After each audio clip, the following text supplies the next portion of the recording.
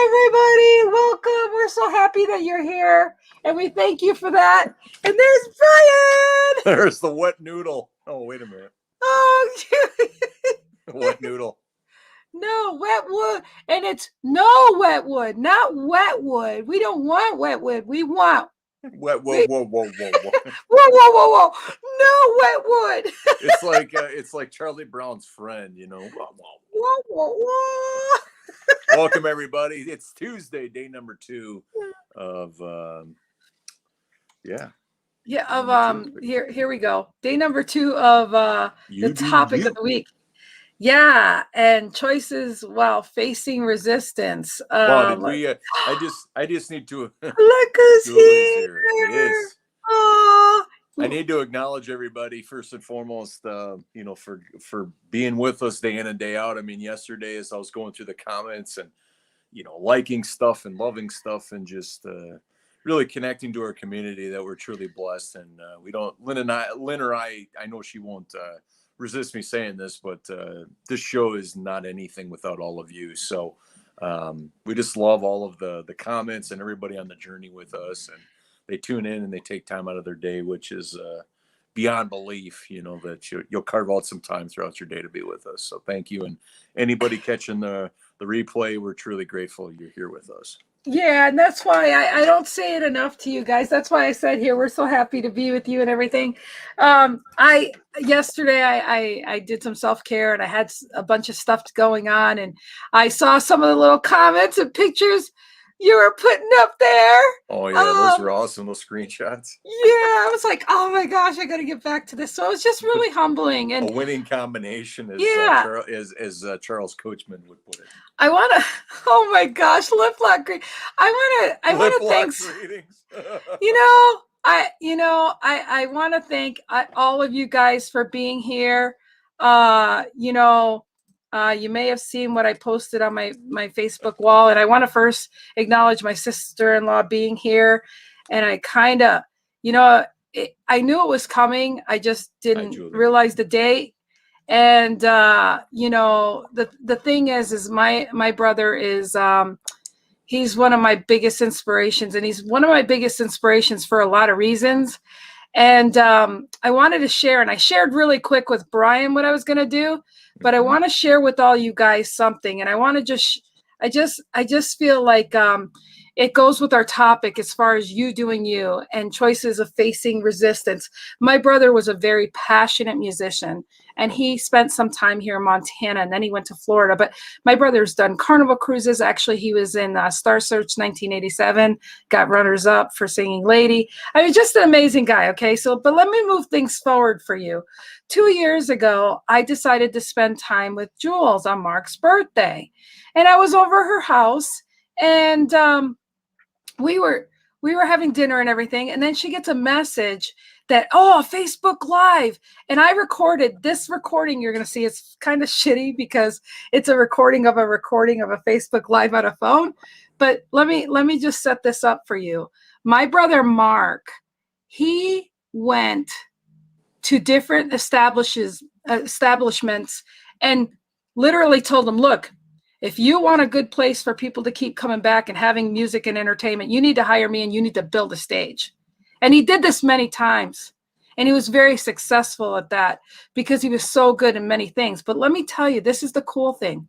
This little video I'm going to show you, you'll hear, but it's really cool that I happen to be with Jules on Mark's birthday. And this happened 2 years ago today. So let me just play that really quick for you. Oh, but before I play it, let me show you my brother really quick. There he is. Yeah. There he was. There he is. And he's had, okay, so here we go.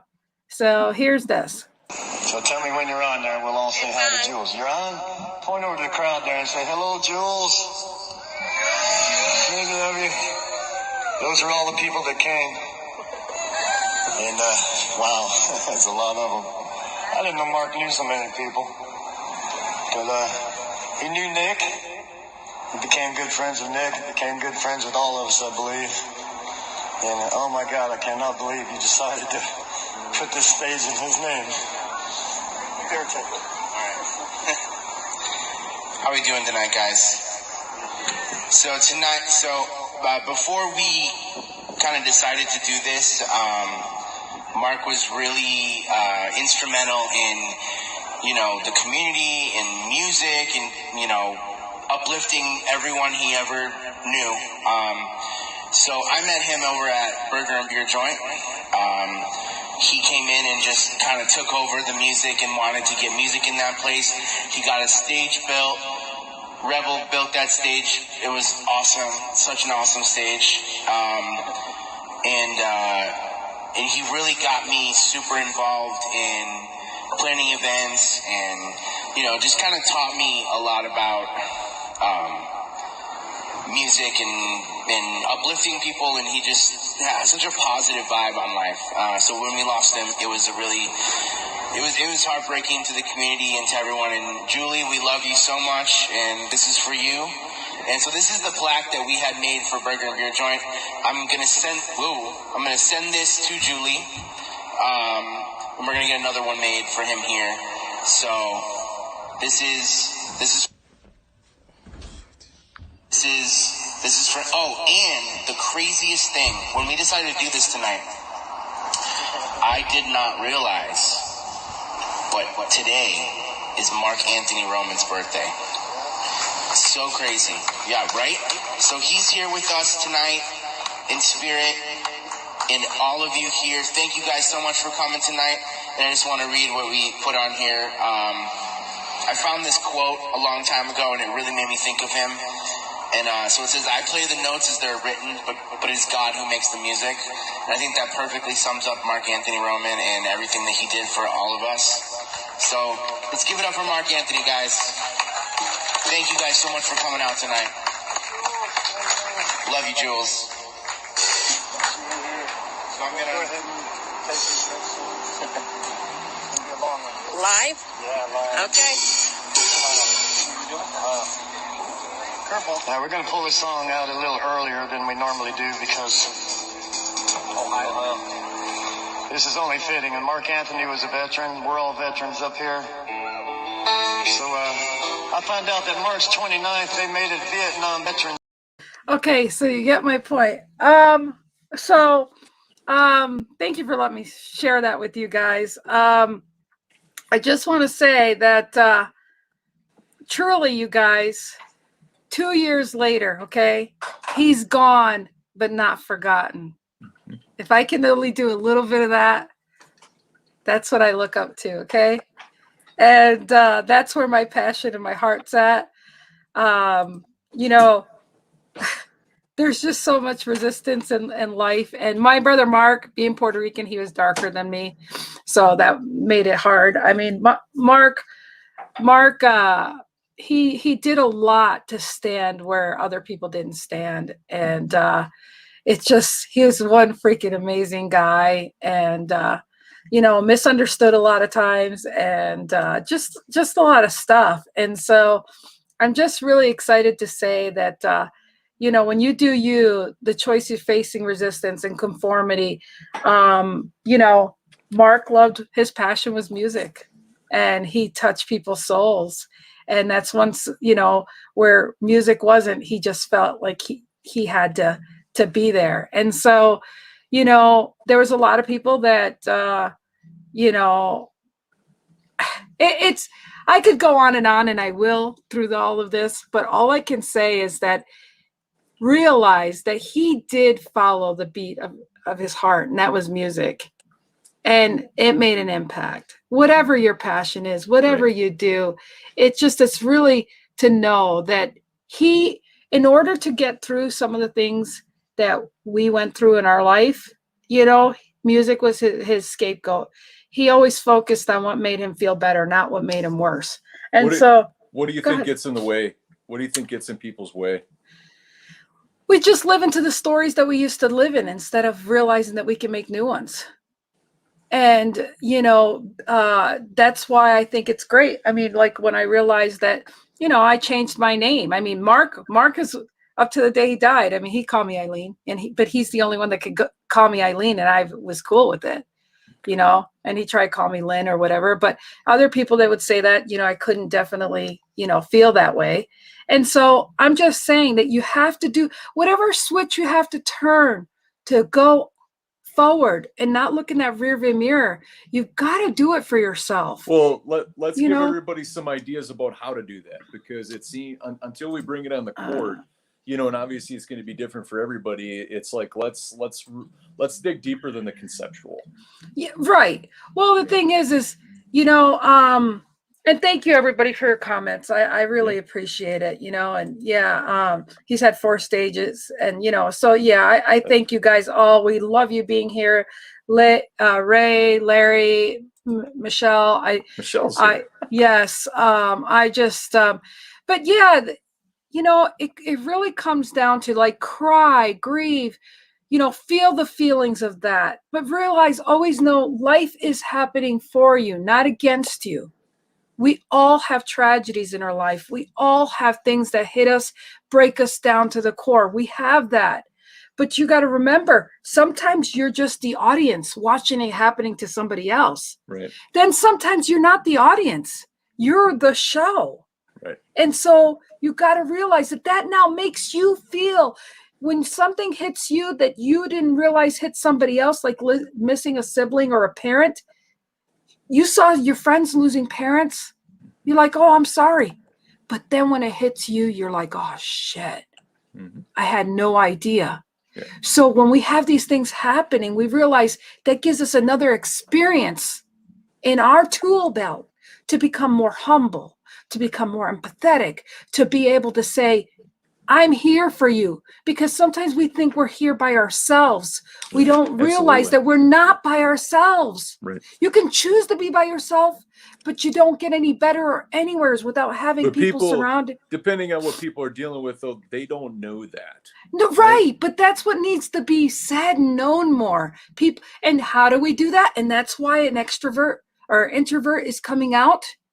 And that's me.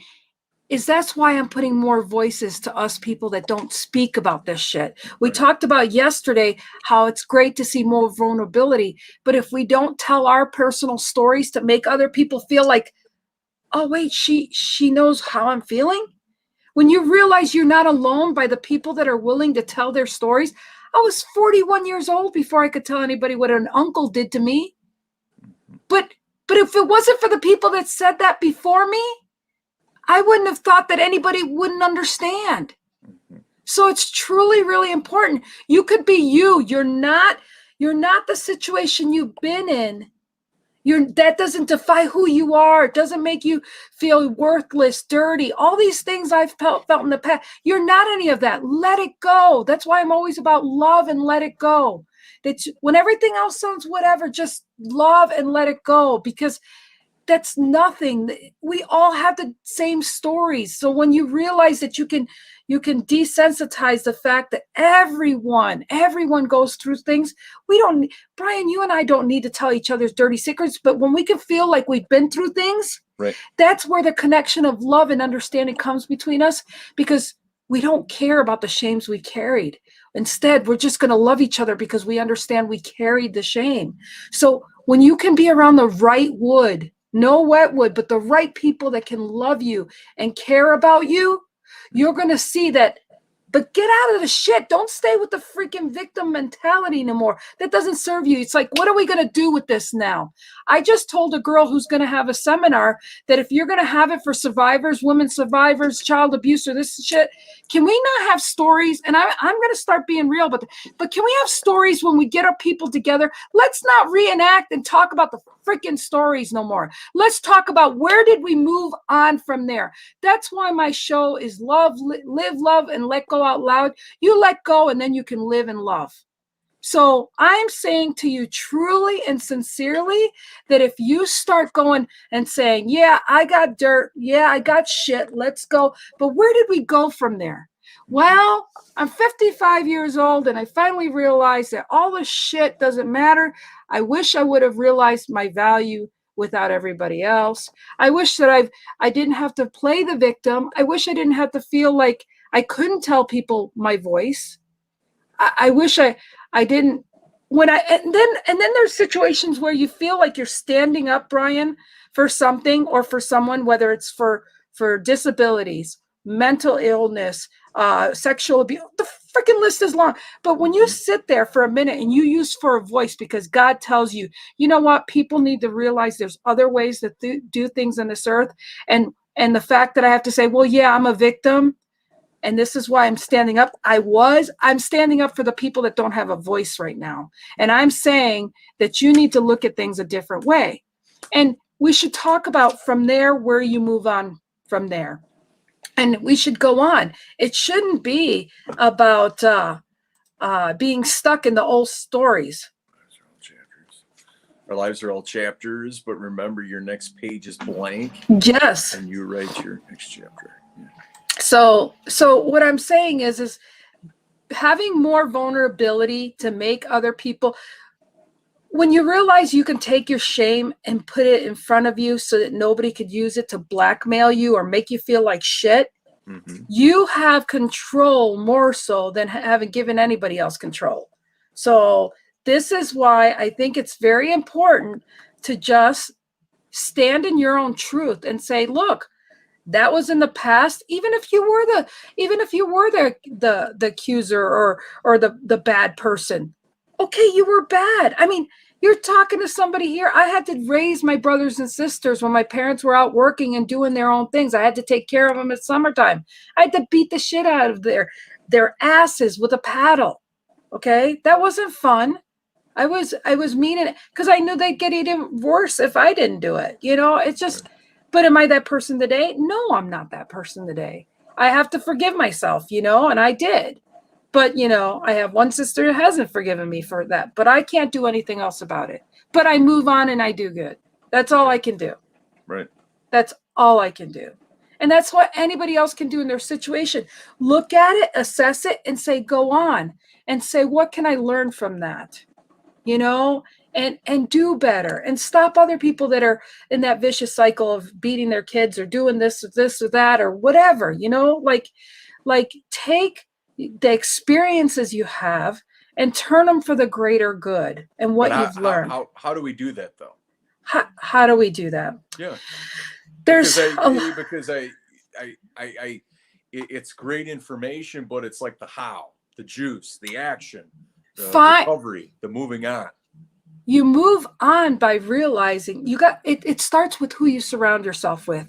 Okay. If you have somebody like you're my friend, Brian, if you have people that you could reach out to and people that also, how many times have you had maybe a person that says, man, you're good at this or that, or ask a friend, hey, Brian, what do you think my qualities are? Or what do you see in me?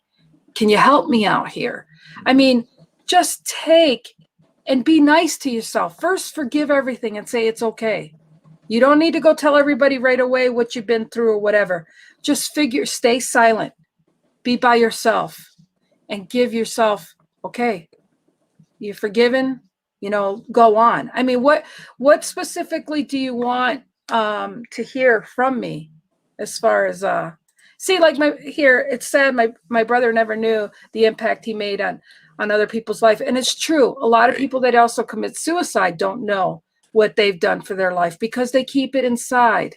Well, so, you know, and I think that, Julie, you speak to something that I've also witnessed is that I didn't really realize when my dad was alive, I really didn't realize like the stand he took for people and how important people were in his life. Right. I was at a different place in my life. I was younger, but it's like, I didn't really realize who he was and what he did in the world until he was no longer here. Yeah. You know, so that speaks to that. Well, I do think that when you see people and their demeanor has changed, because I've noticed, and you see them sad or you feel, or you think of somebody, you should reach out to them. Say, hey, I was thinking about you. How are you doing? Because you could be the difference in their life. Yep. I mean, I think we all get that intuition. How many times have you thought of somebody and you didn't call them and then they're gone? Exactly. 100%. Okay. So if we could all be stewards of saying, we think of somebody, we better call them. Like, drop what the heck you're doing, call them and see if you could talk to them. Because I'll tell you what, I do that every chance I get when somebody comes to mind and they go, oh my gosh, Lynn, it's my darkest hour right now. And you called me, you were with me. I thank you for that. It's always served me very well to know that I'm thinking of somebody and something's happening. And so when I can't get a hold of them, I send love and prayer. And I pray that no matter what's going on at that minute, that it'll all work out and that it'll be fine. And then I call them, and it's kind of eerie sometimes because I'll call people and I'll be like, hey, Brian, how you doing? Is everything going on? Is there anything going, what's that? And they're like, and then, but then they know me, go, so what do you think's going on, Lynn? I'm like, no, let's not play that. I want to hear what's going on with you. Right. But because they know I have that sense of discernment, that I know there was an urgency, there was a prayer, there was something going on. And I mean, I wish I would have kept better, document journal about that, because there's just so many. But really, if we can reach out to people, when you have that gut feeling something's just not right or something's different or whatever, please, I beg you to reach out to that person, because it'll make a difference. I have learned that everybody needs to learn their own lessons here. We can't give them all the answers and all that stuff.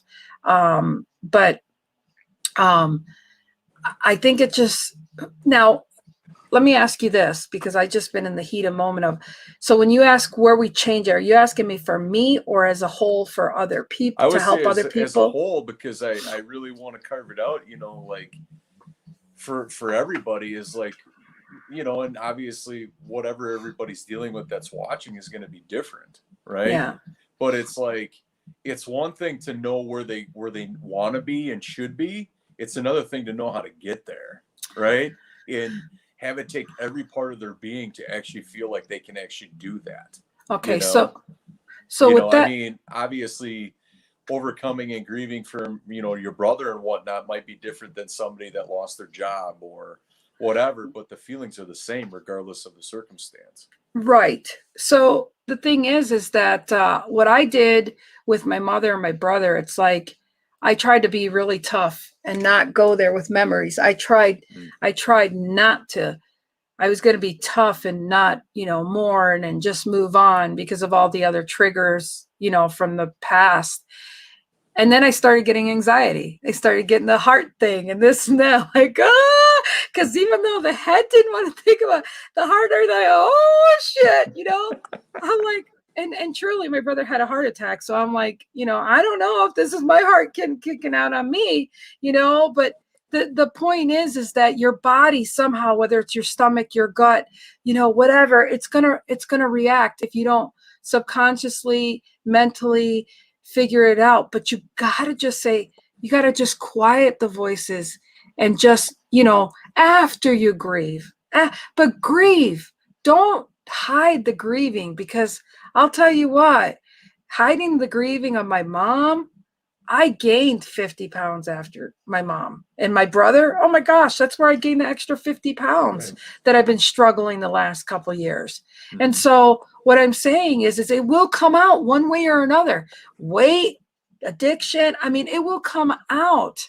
So you have to acknowledge it. You have to go ahead and say, how am I going to handle with this situation? I've got a problem. I've got to get a solution. And you got to go talk to a therapist. Absolutely. Go talk to a therapist. Go talk to a friend. You've got to figure out, how am I going to handle this? It's like having a vehicle.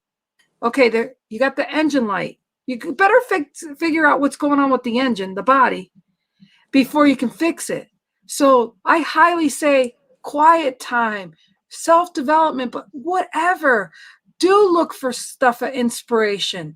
Go in and find your purpose and find the connection and the purpose. Or if you never found your purpose and you have someone special that died and you're like my brother, his legacy is always just reaching out to people and making a difference. And I feel like, me and him used to compete, even though we're 5 years apart, in age.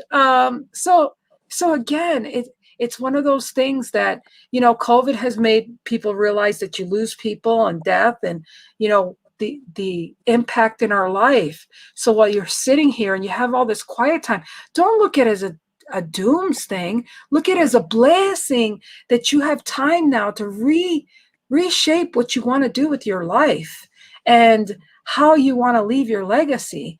And it's just important to just have those self-talk and self-love to say, we're going to be okay. We're going to do this. And then think of the people that have been through this. You know, go to a friend that's lost a sibling, because they even though they're losing a sibling or losing a parent, it's different for, you know, you and I losing a parent. I lost my dad or my mom, and you lost your dad, you know, it's different. But the point is some commonality where you could say, how did you handle with this? You know, it just all these different things. So we got some great comments here. I love my brother teaching me how to. Yeah. I'm sorry. I love my brother teaching me how to take a Lynn talk. Just let her rant. Yeah, no. Yeah. And then we need to learn to forgive not only other people but ourselves, but because forgiveness is for our own mental health. Absolutely. Yep. So you know, it's a great question you ask. How do you start from there? It's going to be different for everybody, Brian, but just start something small. Do something a little different. But please know that you shouldn't stay in the state of mourning all the time, because that doesn't help you grow. Well, I mean, let's even set aside that we're grieving of something. Right. Let's just talk about like not even something that of that. No, nature. but you could be grieving a job. You can be grieving a relationship. You could be grieving what just happened 10 minutes ago. So yeah, I'm talking about grieving any situation, a fight. You could be grieving anything because you're grieving. You're sad that it happened. Okay. Okay. That's what I mean by that. You're sad. You're grieving. You regret. You have the regrets. You have the situation, and it gnaws on you. It gnaws on you. And so what you got to do is you got to release it, love it, and let it go, and learn from it. And what's your takeaway from it going forward? Right. So that's what I'm talking about, grieving. And you do have to just like, grieving isn't just death. And that's correct. Yep. So, yeah. So, that's what I'm saying is the situation is grieving is just not death. Grieving is what you had that's no longer, or, what was and what isn't. Yeah. So I guess in my mind, like how I'm wired is that I don't perceive grieving. I would say overcoming, whatever framing you do in your brain, but I don't, that to me is like one of the few things I would actually use that grieving part of, right? Instead of lessons learned or what I could have did better or something like that. Because grieving to me has an emotional context that not other things may have. Like losing a job, yes, it's going to be painful, especially if you got to know the people or you worked there for a long time, but it doesn't have near the amount of emotional connection and so I got of somebody passing away. I got the definition here. Grieving, feel grief for or because of, cause great distress to someone. That's the dictionary. Yep. People just use it for death, but no, that's right. The actual definition. Yeah. And so grieving is definitely the whole thing of feel grief for or because of, and cause great distress to something, to a situation, cause great distress in your life. You were grieving your relationship with, after 4 years or whatever, you know what I mean? Like you have to, it's one of the steps you have to go through in order to move on. Correct. And I've never gone through the 12-step programs. Granted, I did go on a date with the guy and he goes, you sound like the 12-step program. I'm like, that's funny because I've never gone. Wow. Did you have a lip lock with him? That's not what we're talking about right now, so stop. Anyways. I thought we were able to throw that in there anytime. Little comedic relief. So anyway, when you're facing resistance is also, just grieving the situation of whatever you are, because you're trying to go against the grain and being you. And being you and not conforming really makes you in a really sticky situation to try to be you. You know, that's what I mean. Try to be me, and being around wet wood just doesn't work. That's facing resistance for me because it's going to just dim me down. Right. And I can't be dimmed. Not like that. Let's see. We can't judge what warrants or worthy of grief. We're all different. Yeah. So it's okay. Brian Liplock is all. He's still in the house. I thought he was really busy. I couldn't look. I was waiting for it. I knew Scott was with us, so to get a little perk out of him or whatever. Oh, but anyways. So anyhow, so does that give you a little different spin for you to look at that? I mean, it as Tracy said, it's going to be different for everybody. Right. When I came up with this thought, I'm just like how you come into your own, and I was thinking more about like day-to-day types of things, or how you stand up, when your tribe is being, when somebody's butting heads with a person in your tribe, right?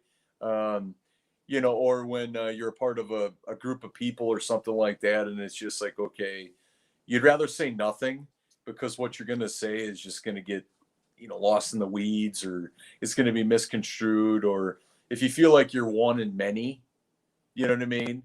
How do you come into your own and, and move on? Where it's like you said your piece and you're going to do your thing. For my sanity, Brian, I can tell you, because I've been around many people, that I faced a lot of resistance that actually, from my nationality and all these different things, I actually just started trying to see who they were and try to understand where they're at. Right. I looked at it in many situations. What a blessing that I had the opportunity to actually see how other people think and feel. Mm-hmm. And I stayed quiet that I was Puerto Rican, or I stayed quiet this and that. I was even a store detective when I was a peace officer. Peace officer. How did that go again? Peace officer. Shut up. Anyways, okay, good example. I would stay and talk to the cashier, right? Yeah, it was called Sibley's. Scott will remember Sibley's. And I'd be in there and I'd be talking to the girl. Meanwhile, in the dressing rooms, there's Spanish people talking, hey, do you have that credit card we took this morning? And I'm saying to the cashier, I'm like, gosh, this is so easy. I don't even have to do anything. This is like, wow. Because at this point, I didn't have the Rosie Perez accent. They didn't know I spoke Spanish, and everything. And I didn't hang out with the Spanish community there. They didn't know me. But, it was one of those things where I just learned that it's greater to have knowledge and keep a lot of knowledge to yourself until it's necessary. Yeah. And, but to learn and understand other people that don't realize it's just like when, I did some undercover work in New York and stuff, nobody knew about it, but I'd sit there and I'd be like, they don't know what they're saying to me. It's so cool that people's telling you shit. And they're like, it's just like they could have just stole from me. And they said, yeah, I stole something from some Puerto Rican girl and blah, blah. Really? Like just not knowing what they're saying. And so what I've realized, I never did conform, but what I did was I didn't resist it neither. I was like, this is great. I can learn more about the people that are against me and, for me, and to know that they just didn't know any better, And so again, find out who in your tribe is not somebody that's really part of your tribe. Right. And keep your knowledge to yourself. I love keeping knowledge to myself. Yeah. And so I understand what Brian is saying, but there are different degrees of Yeah. I mean, and we all feel the same, son. We just feel it differently. I love that. And Scott says, go ahead and read it. Our ability to empathize with others without understanding what they feel is what makes us great. Yeah. Yeah. Yep. And so transparency. And then, oh gosh. Damn. So I really think that if people, instead of thinking, oh, I know what Brian is like a no nonsense guy and he ain't going to want to hear what I got to say about this, but I'm going to ask him, hey, so what do you think of that black magic marker, you know? And so he talks about this black magic marker and I'm like, okay, now I can understand where he's at, but I'm not going to tell him, you know, what I think of the black magic marker. Maybe if he's not going to listen or whatever until he asks me, hey, so what do you think about it? And I'll be like, well, do you really want to hear it? I mean, you've got to know when the right time is. Jen Gittimore yesterday on that whole pickle thing, she is right. Right now we're in a pickle if we don't know who our listeners are or who it is that we can resonate and we could talk to, because all this political thing, all this, that, we've gotten really rigid and sensitive and all that stuff.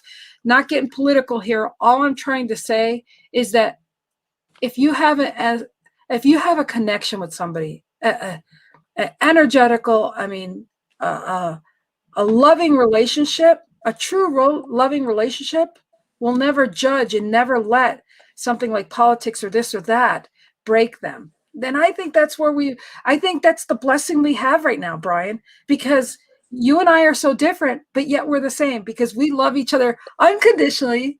And we just, like, if more people could have a relationship like us, freaking, we would have a party every day in the world. You know what I mean? And so that's what I'm trying to get here, is that we just need to realize that if people ain't going to love you for being you, then deal with them, love them where they're at, but no, don't go there. It's not a safe place for you. Right. That's a little bit of wet wood. Go over here to get your right wood. The right wood over here. One of my mentors, Bill, a couple of weeks ago, is that everybody's on a different path. Yes. Right? Professionalism, what they're going to do with their talents, their abilities to get better at their craft, is that everybody's on a different path. And that diffused a lot of my whatever, because obviously you can lead somebody, you know, there's plenty of the analogies and the metaphors. You can lead a horse to water, but you can't force them to drink. Right. Yeah. And it's like, no matter how many times it rambles in the brain or you recite it, it doesn't make any difference unless they do it.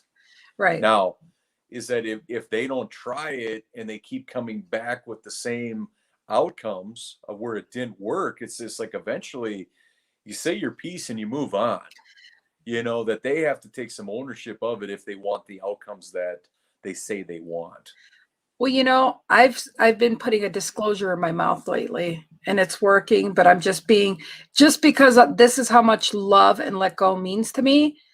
You know, if Brian brings up a topic, I'll be like, Brian, you know, and you ask my opinion, I'll be like, Brian, I don't know if you can take my opinion because it's coming from the heart, not from malice or love, but don't ask me my opinion if you don't really want it. Correct. Without holding it against me, because if you ask my opinion, I'll truly give it to you. But if you don't want to hear it, I ain't wasting my energy or time, because we are not going down that road. Or, you know, or one of the, you know, the conformity part of this is that it's like, well, if they take it personal when they ask for some kind of critique or some kind of understanding, but no, they weren't looking for your opinion. They were looking for you to agree with their position and not share your point of view. And it's just like, well, wait a minute. I'm just sharing from my point of view. If you don't like it, that's okay. Disregard it. Right? Yeah. I don't even know what this is about. I got a dry erase board. Hate y'all. Ray wants to be included in. I always warn them and say, you know who you're talking to. Oh no. Ray would right down. I find that is that one thing that a couple examples of things that help really well is that if somebody, we got wet wood, wet noodles, and right wood. That's a word for this week. Is that if what was I going to say? Is that if you say words like, have you considered this? Right. Or, think about these things. It doesn't mean you're pointing the finger at them. Yeah. But you're giving them the option to because we all have blind spots in life. Right. So here's the point of view. If you don't like it, okay, disregard it. But I don't want this stuff in my world if it's gonna keep repeating. Like if people, in my world, like in a mastermind where they keep asking the same question and then they take no action at all. Yeah. It really doesn't matter if they take my opinion. It's just that they do something or even try. And then when you find out it doesn't work well, then you reach out to the group. You know what I mean? Instead of it being all like, you can't get an outcome without taking a risk. Right. And it's just like, okay, well, should I do that? And it blows my doors off that it's like like in business, some of the most, I don't know, maybe it's just how I'm wired or how I've been trained, but it's just like, always use your customers as a gauge. If you want some resources or some research at your customers, they'll give you all the answers you need. Absolutely. Don't reach out to your peers for what you should do when they're not going to buy from you anyway. Right. Like if it's in a business context. Yeah. So just, there's a lot here personally and professionally. Yeah. But it blows my doors off when people don't want to do anything. Right. And then they wonder why they're stuck or they can't, or they're confused, or their brain is just filled with mush. And then they get into an analysis paralysis position. Look at your face. You have a gift. Right. You quieter her, Mary.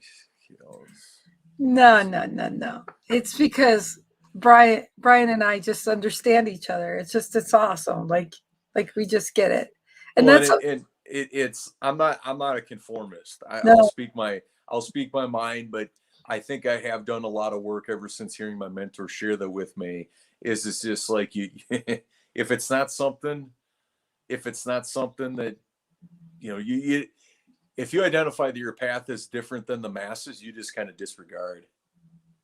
Well, and you got, if you keep stopping to conform with every tribe, you just freaking miss finding your tribe down the road. Oh, yeah. I mean, because like, let's be honest. I mean, like, Brian, you're my tribe for life. You know what I mean? Mm-hmm. Like we didn't stop till we found it. It's one of those things. And what we love is we're actually open to listen to each other and then say, well, shit, I got something out of that. Or, like I said, that manifesting to creating. It's like, it's like the other, it's awesome to be surrounded by people that bring out what it is who you are, or compel you to do better than you did the day before, that kind of thing. And look at the connection. We just love all you guys that are here. I mean, Ray and Jules and Tracy and Larry. I think Larry was here. Yeah. I think Larry said hi. I think Larry's here. I believe so. Yeah. Scott's here. I mean, like, guest on Friday. Yeah, he's had a guest on Friday. Man, he was funny last Friday. So I could just imagine he was rolling. Like you could just sense it through his words that he was fired up. Oh yeah, so he's just preparing. I think he's going to watch every day just to make sure. Shit, what did I miss? Well, no. And I think though that there's two different points of view here. It's like facing resistance. Okay, number one, whatever way we choose, either we lean into that and we give that fuel, right? Because obviously we had to perceive it as resistance, right? First.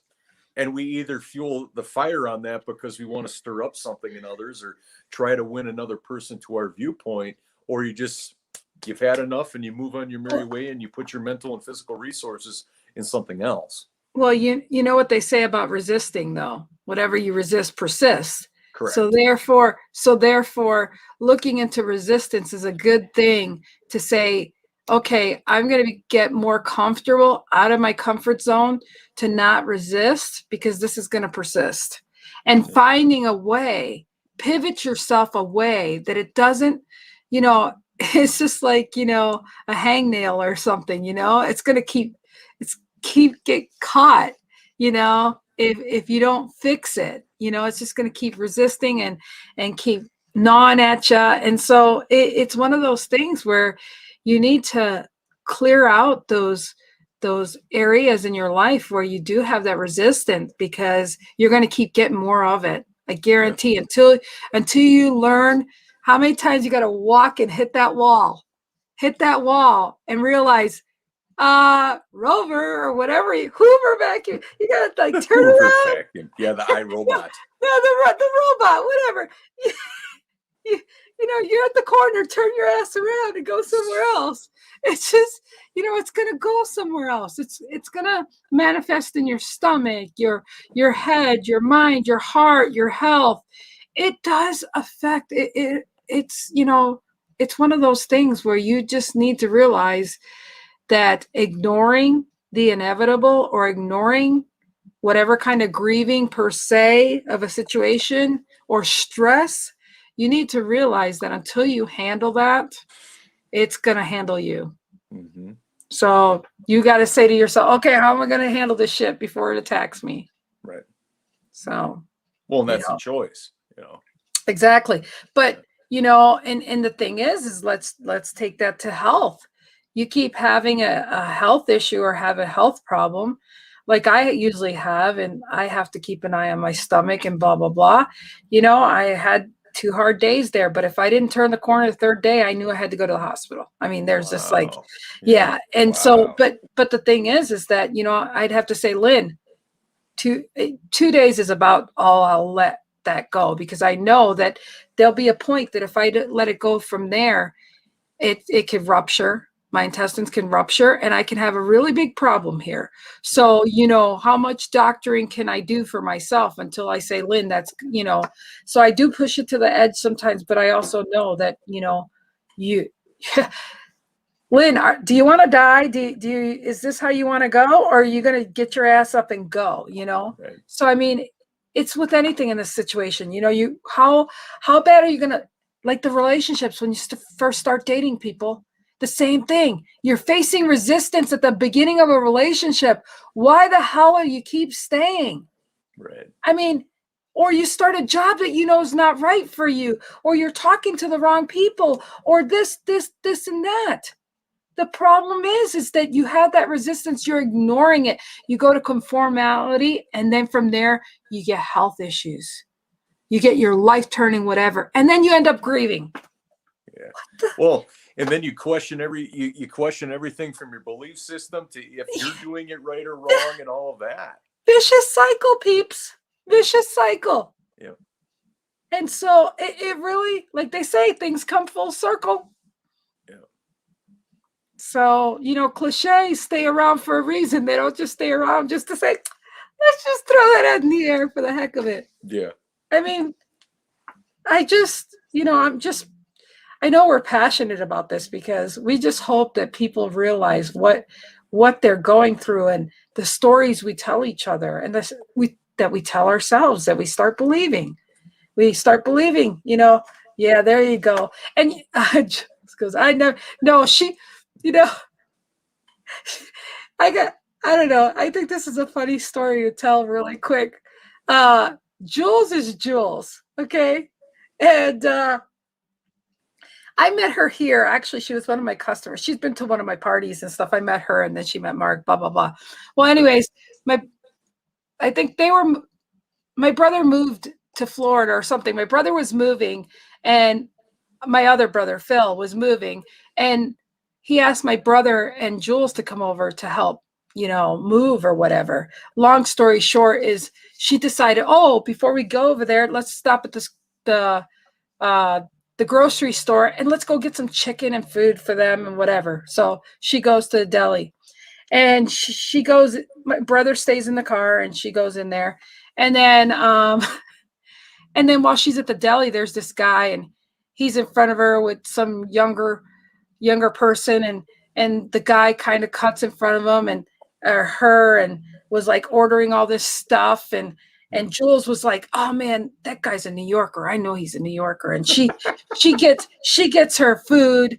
She gets her food and she comes out and my brother's like, what took so long? This guy in there, man, he was just being a whatever, blah, blah, blah, and whatever. Well, it's like, okay, and Mark is always like, yes, dear, whatever, dear, yes, dear. So they get over to my brother's house to help him move. And Jules, she gets out of the car. She goes, that's that guy over there that was at the deli, that blah, blah, blah, blah, blah. She goes, my brother Mark goes, that's my brother. In Florida, millions and millions of people. And Jules meets my other brother at the deli for the first time. What are the odds, right? What are the odds? Oh yeah, that's my brother. I kind of only messed up the story a lot, but I just shortened it for here. But it was just so funny. So those two would always talk about, well, I just figured you were a New Yorker, and my brother had his daughter, and she goes, and I thought that's his girl. Bada bing, bada boom. He's like, yes, man. So Jules doesn't conform because when she met him, she gave it to him, and he gave it to her. Well, and I think that, you know, Jules, I'm a visual learner and stuff like that, and it's like he was so that's awesome. They love each other. Just a little one. Yeah, they love each other, but it is a funny story. Is that, like she said, she goes, you know, I don't conform, and it's like I don't, you know, like when you think of conformity, it's like everybody falls into that sphere, that bubble, right? Yeah. And it's like in order to be included in there, the ideals and whatever it is, but it's like what attracts people that are not conformists are just a sense of relatedness, where it's like we're there is no box. Yeah. There is no box. We're not going to put one on this in terms of how do we identify with one another. It's like we do it by being outlandish, or you know, just people that are just have very big personalities, right? And they're not going to apologize for that, right? So it's a looking at it visually, it's such a great place to be in, because you're not trying to put some policy, procedure, or you know, description on it, right? Because you're limiting people, you're limiting what that is, instead of embracing that. You know, you get a bunch of nonconformists together, it's just like they don't like rules, right? They don't like that, because it you know, like if everybody was an artist, and to some degree all of us are, right? It's like, well, what's art to one person may not be another, but when you're around, you know, nonconformists, it's just like, okay, it might not be my form of art, but it's still art to you, right? It's a matter of respect. It's just a matter of respect. And, you know, like I said, my brother came to Billings, Montana in 2000 and I don't know, 5, 6, 4, whatever it was. And, you know, they're like, we ain't getting a stage here. We ain't having anybody perform here. I'll tell you what, next month when we celebrate when he died, I'm going to show you a little video of all the freaking places he freaking had, like, from big ass places and stages down to this little thing. He didn't care. He brought his keyboard, his guitar. I mean, he sang, he was a one-man band. And then, so all I'm saying is like, you can either believe what they say is the consensus, or you could be the one in the crowd that, you know, finally dances like Elaine did or whatever in Seinfeld, you know, like, you know, I mean, like, just, it's, who says what? Who gives a shit? Just be, you know? I mean, you know, it's just great show. Thank you, Rick. Thank you. She goes, exactly. I never want someone to conform to me either. I need their spirit to be free. Yeah, I mean, absolutely. There's just this overarching acceptance that no matter what they do, they're, you know, and it's like nobody will get offended, because everybody is just so open. Exactly. You know, and to not have your self-expression be limited, that's what draws everybody in, to see how much potential and how much they can get out of each other. Yeah. And, you know, I'm the one that loves to be in a group, and I love to listen to everybody else. I don't like to be the first one to talk, to give my freaking resume. And, you know, like Scott Jones, man, both of us, you know, we just had that kindred spirit between us. And like, I just had to make sure I shared my locker with him every day. I didn't care if I didn't see him the rest of the day. But yeah, you just wanted to give him a kiss. That's right. He started my freaking day out right every freaking day. He put like love letters on your locker. Oh, no, he'd get roses for me and all the girls, and I didn't give a shit. I was like, dude, there's mine. I got the first Scott. rose. That's a lot of roses there. Yeah, he, I don't know what he was trying to do back then, but I just knew, he lived another day with that. Okay, give me my kiss, and give me my hug and get going. No, but just being free spirits, just, you know, being around somebody that's not caging you up and keeping you from, you know, my ex-husband told me, why do you think we came to Montana? To keep you away from everybody you knew and the guys. So, you know, and so I'm like, but shit, didn't you know this New Yorker? She knows how to travel. Anyways, when Lynn's on her tour this summer, remember that. Yeah. But I mean, seriously. when I think of conformity, one of the highest, one of the like one of the most vivid memories or experiences of conformity is like a business networking mixer, right? Mm, Where if it's BNI or if it's oh, some biz organization the or like biz. tech I've been to people it. or accountants, or doesn't really matter Been there. the group or the profession. But when you get there, it's like, it's so, to me, it's like so contrived. Yeah. Or, you know, ooh, we're gonna play this little game and nobody wants to, but they'll play along because they don't want to be an outcast. And it's Yeah. like, one of the things I love to do is I love to be the first person to laugh Yeah. or get somebody else to laugh, because it's like everything's so hush hush and you don't Yeah. look at somebody, you don't stare at them. And usually Yeah. everybody like in the same part of the business, it usually interacts together and they don't talk to anybody outside of that. And I'm like, this is so garbage. Like, you're gonna, how do you enhance your network if you talk to the same people every month? Yeah. Yeah. You know? And it's like anything out of the blue, anything that's different from the norm, it threw everybody off. Like, oh my God, we're gonna do something different for this style of meeting. And it's like, well, yeah, you should do it all the time. Yeah. Well, I don't want to look bad. Well, says who?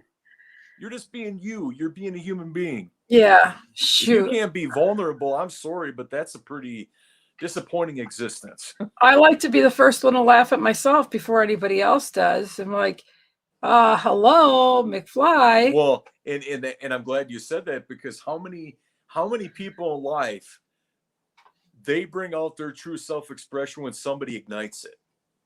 Yeah. You know what I mean? Like, if you're the one to bring that out of them, that's when people start having the time of their life and they make you a part of their tribe, because you got them to be, you got them to get back to a part of their life that maybe went away or they didn't know they had in them. Yeah. I love that. I absolutely love that, where it's like, wow, I had such a great time. It's like, well, what was the difference? Well, somebody was able to do it authentically to get you to that place, and then they step back and they allowed you to emerge from that. Right. Yeah. I mean, I love people being themselves. I love Yeah. it. I mean, I love it. And it's like, I'll see somebody quiet in the room. I'm like, somebody like me. Well, and also, though, a difference maker there is that, okay, if you know a person, like if you're just with them like one-on-one and they're entirely different, you know, when they're in a group environment or something, it's like, okay, well, why are they different?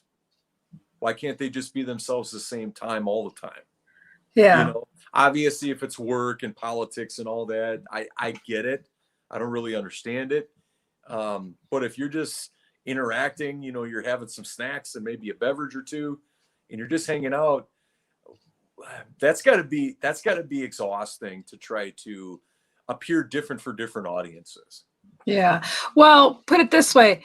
Well, granted, I know my time's short with you, so I'll probably yak for a little bit and we'll hurry. But I do have this part of me that after the yakking, I do like to spend like an hour. I mean, I'm not saying a whole hour or nothing like that, but I do like to like have the downtime. Like, okay, we talked, like just like bask in the ambience of just the energy. Like, no need to say anything, just hanging Yep. out. You know, Yep. I just enjoy that, because I always have found that it's awesome to have quiet time with friends around. That's been a comfort zone from, like, Yep. that goes back to the days with Lori and I. She had lost her dad. I lost my mother, and my mother wasn't around. And, I was going through my stuff that I didn't want to share with her. She was going through her stuff she didn't want to share with me, but we could actually just like enjoy, like, we didn't even ask each other questions. Like, we didn't dig, but it was like our free zone. I mean, something so cool about that. I think you, just by sharing that, I think you touch on something that would speak to the conformity part, is to align people together. Mm-hmm. But when there is no conformity, you're just being like, Mm-hmm. your intention is just to connect as people without some topic or whatever it might be. Right. Exactly. The friction happens when somebody's trying to get somebody to think or feel a point of view, and then they can't do it, or the person doesn't know that they're walking into that. Well, so they're sideswiped by it mentally. Well, put it this way. Lori and I, when we went to school, we did not talk in school. Well, I mean, when we did talk in school, I wanted to beat her ass a couple times because she was Wow. because she was really snobby in front of her friends. Like, Okay. then they realized, oh shit, she's a bodybuilder and she kicked a couple people's ass in the last school. Then all of a sudden everybody wanted to be my friend. But the thing was, though, is she had her friends that didn't even know we were friends, and I didn't care. Like, when we went to her house, we like did not talk. And that was like, we played freaking Journey and we played our whatever, but you know, it was our zone and that was fine. And so I love the fact that I didn't care. That was so she could do whatever the fudge she wanted in school. It didn't care. We had our weekends, you know, we hung out. It was just great. So, you know, what can I say? It is whatever it was, you know? So, but I enjoy that. So anyhow, it is time over. Day number 2 is done. I know. Yeah. Well, you guys, thank you for being here always. Thank you for all the nice messages and for letting me talk a little bit about my brother. And I'm going to go bring some fish fry to Jules. We'll say this and then we're out of here. Wow, this is great. It's like our talk this morning, sis, when I was talking about taking down your brother's pictures so I wouldn't want to make the next person in my life uncomfortable. That was my feeling, like I needed to conform for someone else's comfort. Yeah. If anything, Jules, is that that is in my opinion, that's an irreplaceable part of your life that memory and all of that should be shared with whoever you might be with next. Yeah. And I told her, I said, if somebody can't understand you're a widower and you have pictures of your former husband, then they're the problem. I mean, I would even be willing to say, Jules, is that how that person reacts is a huge indicator about what it might look like to be with them. Yeah, exactly. So we ran out of time. I love you. Thank you, Jules, for being here. I'm bringing over fish fry over. We're going to have a good time at my brother's birthday. So I love you. Everyone. See you Bye. tomorrow.